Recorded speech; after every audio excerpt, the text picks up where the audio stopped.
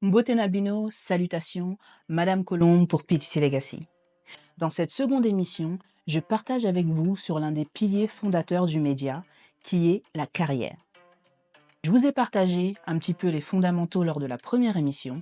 Si vous ne l'avez pas encore visionné ou écouté, je vous invite à le faire. Je vous mettrai toutes les informations en barre d'infos.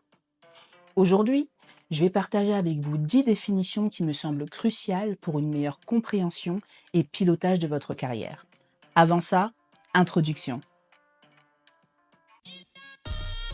Vous êtes sur PTC Legacy, la plateforme média afro-exaltée qui visibilise, célèbre et promeut la pluralité des carrières noires. Comme le dit un célèbre proverbe du continent, la science est le tronc d'un baobab qu'une seule personne ne peut embrasser. Ensemble, embrassons ce baobab en explorant des sujets et réflexions profondes sur les piliers d'héritage, de leadership et d'empouvoirment. Chaque émission est une invitation à découvrir, à grandir et à impacter le monde une personne à la fois. Nous avons toutes et tous en nous le pouvoir de changer et plus encore. PTC Legacy, là où l'héritage rencontre l'avenir et où l'espoir devient action.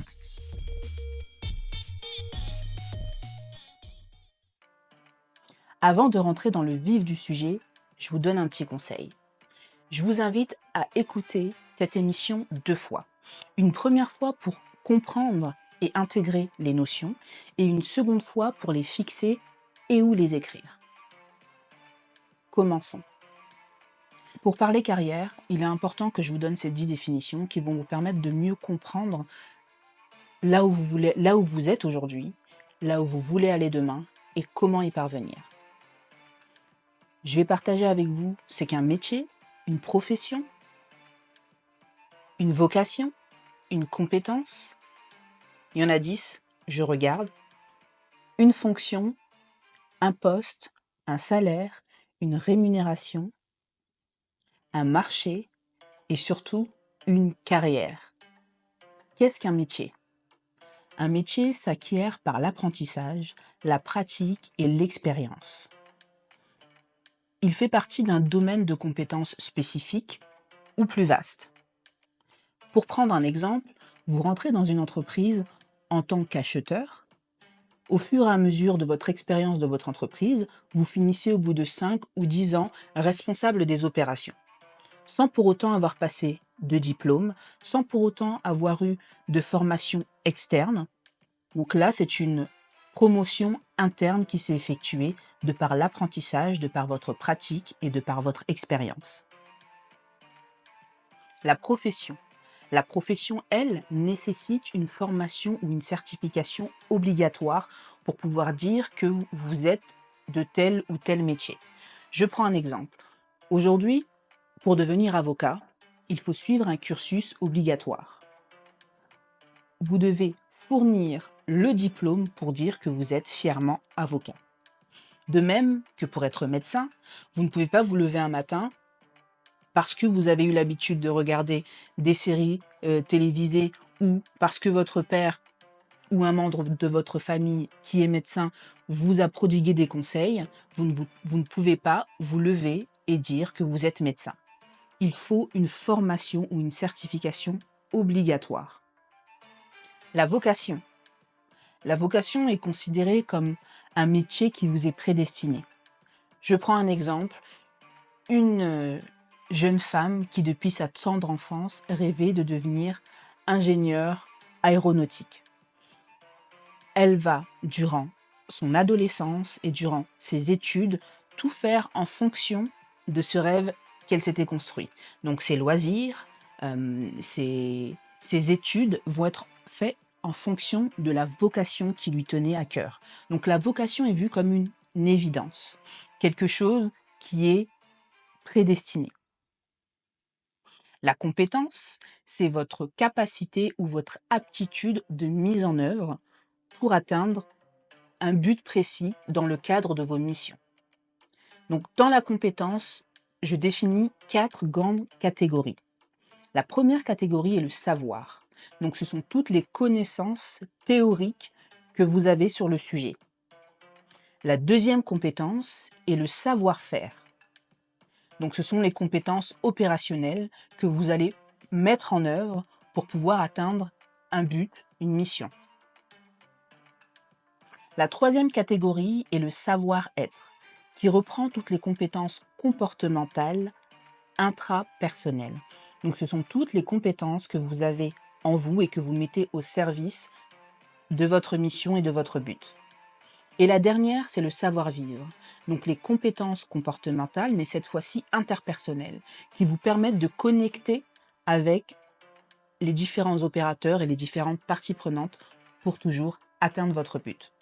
Les compétences peuvent être soit douces, comme je vous l'ai déjà expliqué, donc les compétences comportementales.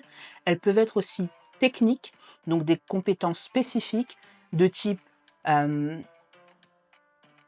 conduire un chariot élévateur, utiliser Python, donc un logiciel ou un progiciel bien spécifique, et j'en passe.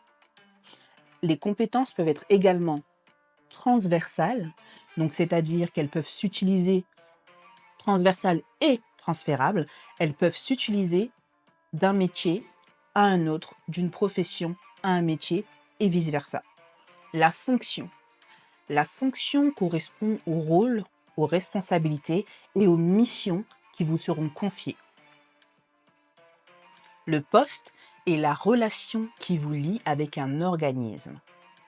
Okay.